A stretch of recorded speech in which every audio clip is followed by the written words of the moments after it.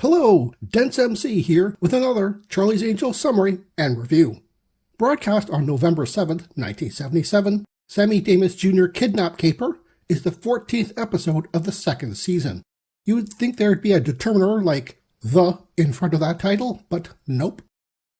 When Sammy Davis Jr. is nearly kidnapped at his charity event, his manager has had enough and hires the Angels to bodyguard the reluctant celebrity. The Angels secretly pose as regular women doing their jobs near him, Chris as a reporter and later a neighborhood jogger, Kelly as a model, and Sabrina as a charity organizer.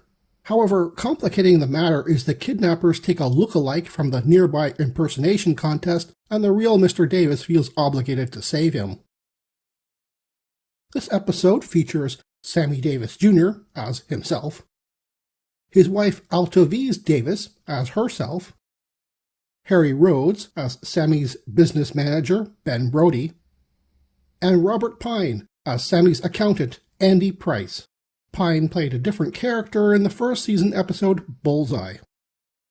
Also in this episode is Martin Kove as Hedgeman Georgie, Lee DeBro as Hedgeman Leo, Norman Alden as ringleader Louis Fluellen, and Sammy Davis Jr. as lookalike Herbert Brubaker III. Interesting scene of the episode is when you see Sammy Davis Jr.'s lookalike having trouble working a candy vending machine at about 8 minutes in, right before Kelly meets him. This is a nod towards Mr. Davis' most famous song, The Candy Man.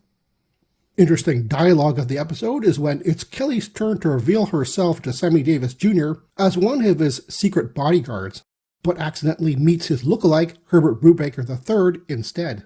Kelly says after Mr. Brubaker identifies himself in full, "Oh, I think I understand, Mr. Davis. You prefer to be incognito, right?"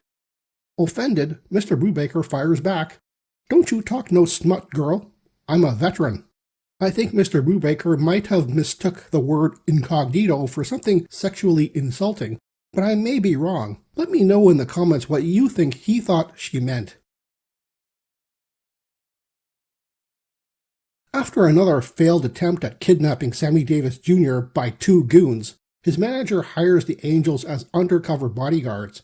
Mr. Davis is at first reluctant to be surrounded by highly visible men while doing his fashion show charity work, citing that they would ruin the good vibe. However, he's totally on board once he meets the beautiful and competent Angels, each one pretending to be doing a different job before revealing themselves to him.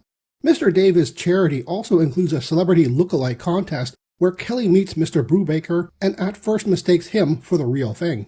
He sets her straight after pointing out all the other contestants for the celebrity contest. Sabrina thwarts the kidnapping attempt at the charity event, but the 2 goons get away. Later at Mr. Davis' mansion, his wife urges him to cancel his charity tour due to the danger, as Bosley and the Angels set up a security perimeter. Mr. Brubaker shows up, having won the look-alike contest and claiming his prize of test driving one of Mr. Davis' exotic cars. While he takes a drive around the block, the kidnappers, this time including their leader, spot him leaving the mansion and pursue.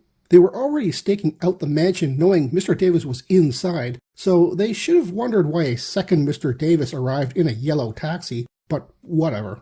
This time they successfully kidnap the wrong one, while Mr. Davis, Bosley, and the Angels catch up to the now empty exotic car. Mr. Brubaker realizes that if his kidnappers figure out that he's not their intended victim, he'll be eliminated, so he tries his best to sing and dance. Bosley and the Angels realize the danger to the impersonator too, and suggest to Mr. Davis to lie low, not even telling his manager or accountant to make it appear they have the right victim. When the kidnappers demand a ransom, it's in a large but strange amount that manager Brody and accountant Price work out that they can get given the time restraint. Bosley and the Angels are immediately suspicious, and Chris volunteers to search their private office, posing as a beautiful but naive off-the-books client. Flustered by the implication that Price wants to take advantage of the new arrival, the secretary lets her in with privacy. Chris takes Price's account ledger, and the Angels' analysis finds that he's embezzling from Mr. Davis. They also ID the 2 henchmen as known goons of gambling kingpin Fluellen, who Price probably owes a lot of money to. When Brody and Price assemble the money and hear the ransom drop-off instructions, the Angels pretend the briefcase has a tracking device. Panicked, Price leaves to warn Llewellyn, but is tailed by Sabrina and Chris straight to their hideout. Mr. Davis tags along and insists on being a distraction to let the Angels raid the place. Capturing Llewellyn, the two goons, and an unconscious Price, Mr. Davis and Mr. Brubaker finally get a scene together, albeit with a shaky split-screen effect.